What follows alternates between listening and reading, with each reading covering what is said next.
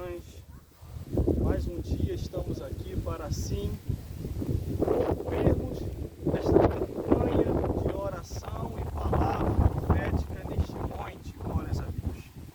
Abra sua Bíblia no livro de Lucas, capítulo 16, versículo 19 ao 31. E hoje nós abordaremos sobre a parábola do rico e Lázaro. O vento está um pouco forte aqui hoje, neste monte de consagração, mas está agradável assim para trazer a palavra do Senhor. Livro de Lucas, capítulo 16, do versículo 19 ao 31, diz assim a palavra do Senhor. Ora, havia um homem rico, vestia-se de púrpura de linha finíssimo, vivia regaladamente e esplendidamente. E havia também um certo mendigo chamado Lázaro, que jazia cheio de chagas à porta daquele, e desejava alimentar-se com as migalhas que caíam da mesa do rico, e os próprios cães vinham lhe lamber as chagas. E aconteceu que o mendigo morreu, e foi levado pelos anjos para o seio de Abraão. E morreu também o rico, e foi sepultado. E no Hades ergueu os olhos, estando em tormenta, e viu ao longe a Abraão e a Lázaro no seu seio. E clamando disse: Abraão, meu pai, tem misericórdia de mim, e manda que a Lázaro que molhe a ponta do seu dedo, e me refresque a língua, porque estou atormentado nesta chama.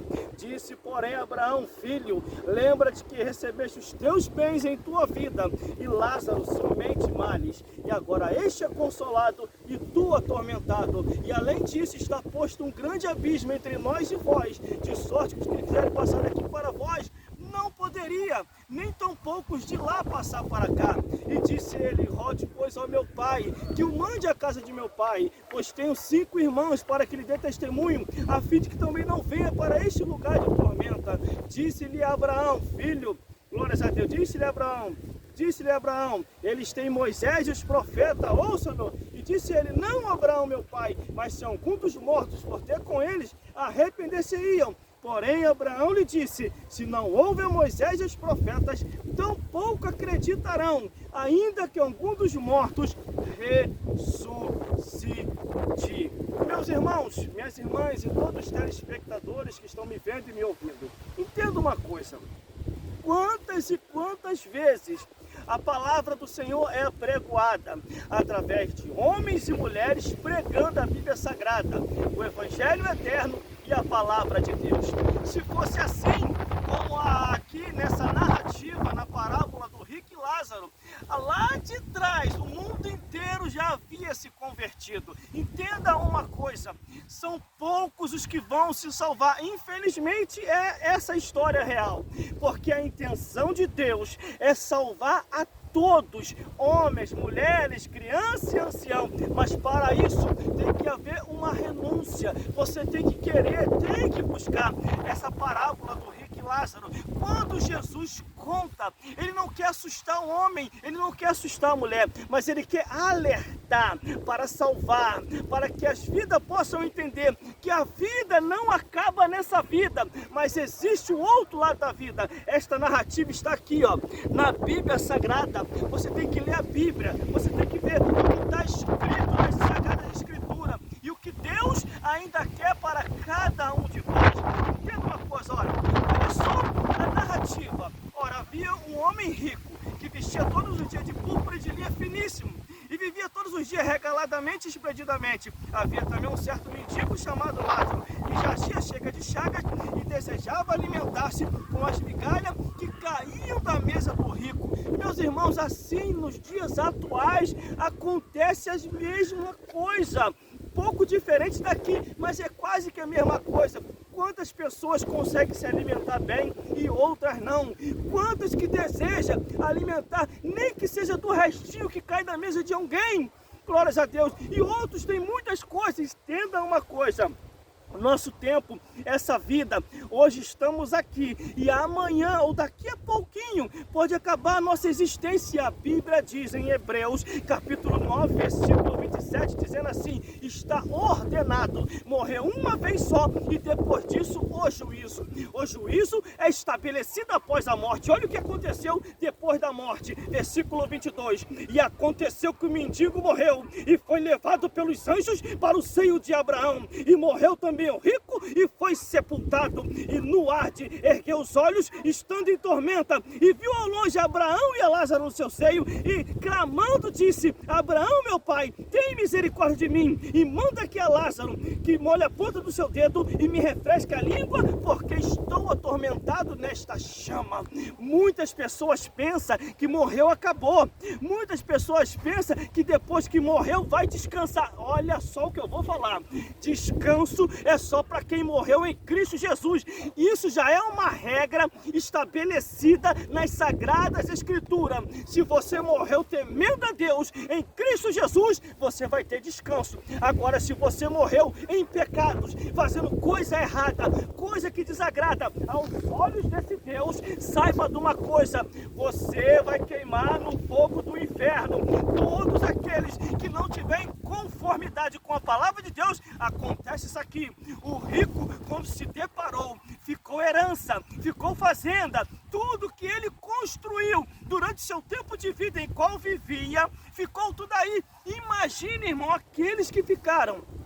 Porque a realidade da vida nós estamos observando. São mais de 20 anos que eu estou na igreja e Deus me deu várias reflexões e entendimento de acordo com a palavra do Senhor. Depois que nós morremos, as pessoas só vão lembrar de nós, se for possível, 1 ano ou até antes de 1 ano, 6 meses, muito menos ainda vem acontecendo nos dias atuais. 1 mês depois, já não lembram mais, como diz a santa história do linguajar popular deles aí: morreu, acabou. Acabou sim nessa vida, mas do outro lado da vida já começa a história, ou queimando no inferno, ou sendo consolado e descansando no paraíso. É a palavra de Deus quem garante isso. Eu, pastor, ou quem quer que seja, não pode definir a salvação ou o caminho da eternidade para você que está me vendo e me ouvindo nesse exato momento. Para você se salvar, só depende de você. Procure uma igreja mais próxima da sua casa,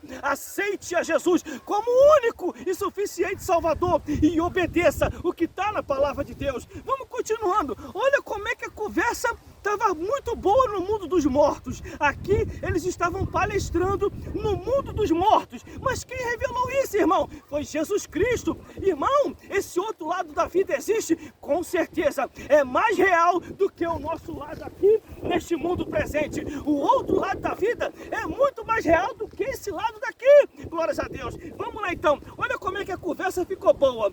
Disse, porém, Abraão: filho, lembra-te que recebeste os teus bens em tua vida, e Lázaro somente males, e agora este é consolado, e tu, no verbo tu, é atormentado. Olha aí, irmão, a palavra de Deus sendo revelada, sendo explicada, sendo mostrada. Você ainda tem dúvida depois disso?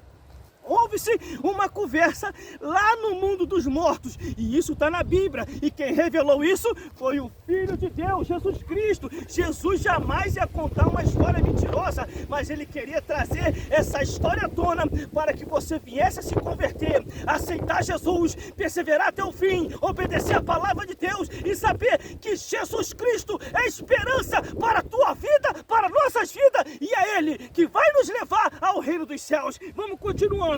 A conversa continua. Aí vamos lá, versículo 26. E além disso, está posto um grande abismo entre nós e vós, de sorte que os que quiserem passar daqui para vós não poderia, nem tampouco os de lá passar para cá.